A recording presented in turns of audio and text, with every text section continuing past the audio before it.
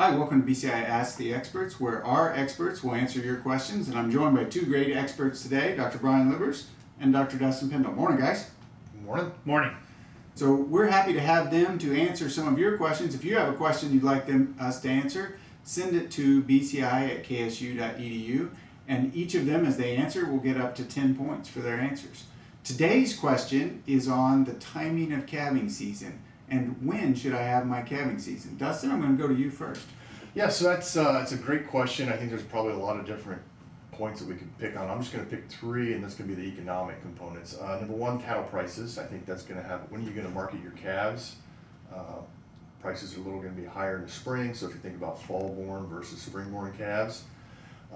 Feed prices, so seasonality feed prices as well. If you got to keep the calves over the winter, cows, with milk and whatnot, so that's higher prices. So that's another thing. So you got the feed prices, you get the cattle prices, and finally, let's say availability of labor. Are you a crop producer as well? Because if you're talking fall, if you're trying to wean or calve in the fall, if you're harvesting your crop, so labor availability as well is going to be my third point, I guess. Excellent. So three big things to consider there when you're thinking about calving time related to feed prices, cattle prices, and availability of labor. Dustin starts out with 6 points. Brian?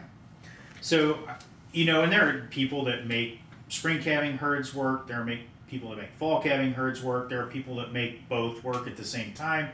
And I like Dustin's approach. There isn't necessarily a right or a wrong answer. And so things that you think about. So, and I'm going to kind of lean more towards spring as my answer, because one of the things that we have the advantage in spring is we're able to better match up the nutritional needs of that lactating cow or maybe early weaned calf with forage availability, right? That's kind of the strong argument for springborn.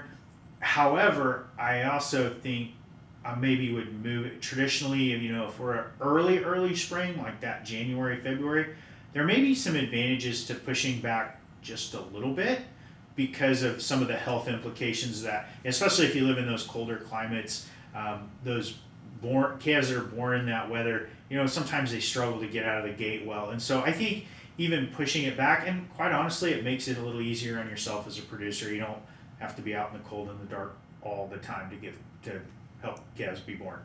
I'm going to give Brian 7 points. He had 6 points, but then he defined January and February as spring, just like most of our cow-calf people do.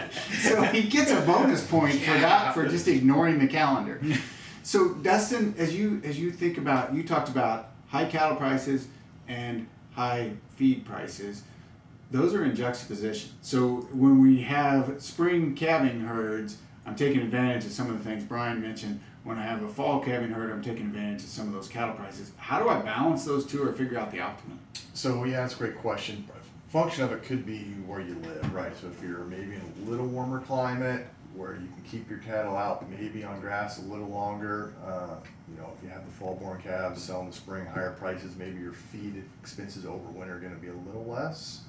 If you don't have the feed, if it's a lot colder, you got to feed hay more frequently early on. That could tip it to maybe more of a spring.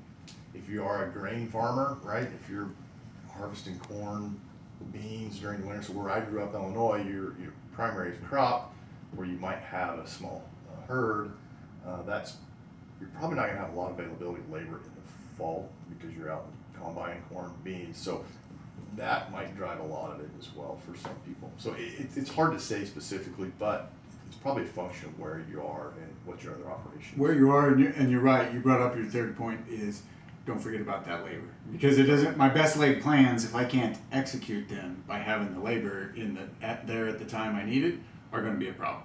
Yep. So Brian, as you mentioned, you're leaning towards spring, but you talked about the potential for a spring and fall herd.